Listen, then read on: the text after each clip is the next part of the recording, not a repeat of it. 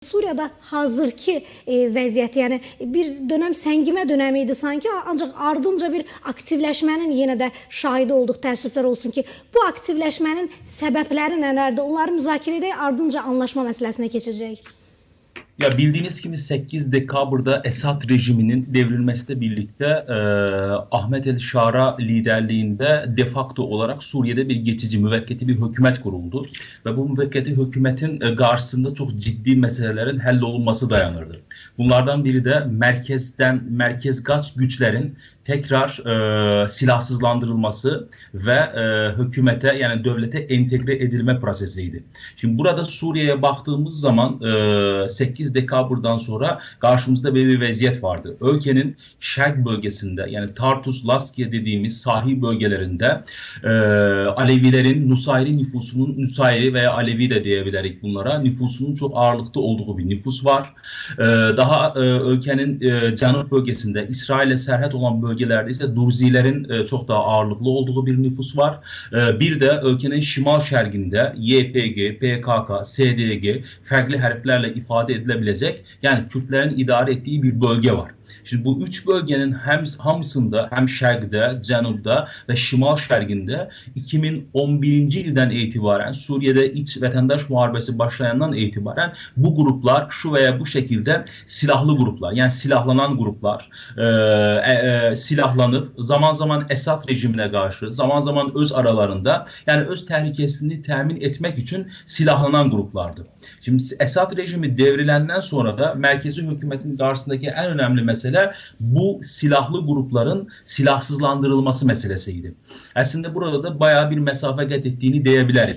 Şimal şerq hissesi yani SDG'nin çıkmak şartıyla Durzilerin ve şerq bölgesinde Laskiye ve Tartus bölgesindeki Alevilerin yaşadığı bölgelerde razılaşma ile yani konsensusla bu grupların silahlarının bırakılması meselesi gündemdeydi.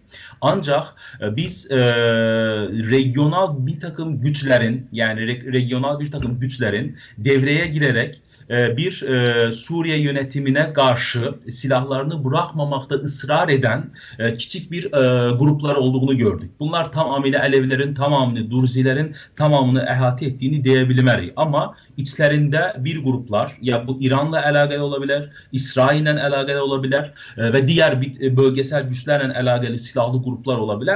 Bunlar silahlarını bırakmamakta, merkezi hükümete entegre olmamakta ısrar ettiğine göre Suriye hükümeti buralara yönelik hərbi əməliyyatlar başlattı ve bu hərbi əməliyyatlar neticesinde de bir neçə çatışmalar ortaya çıktı.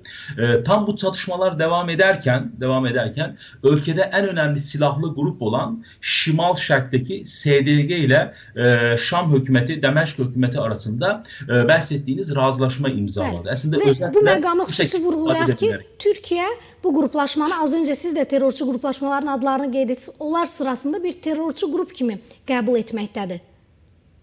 Hiç şüphesiz. Bu aslında SDG dediğimiz yani Suriye Demokratik Güçleri bu 2015. yılda Amerika Birleşmiş Ştatları tarafından IŞİD'le mübareze adı altında aslında YPG'nin yani PKK'nın Suriye kolunun bir isim değiştirerek daha doğrusu legitimleştirilerek beynəlxalq sisteme entegrasiya edilmesi için, meşruiyet kazanması için oluşturduğu bir çatı örgüttü. Ama temelini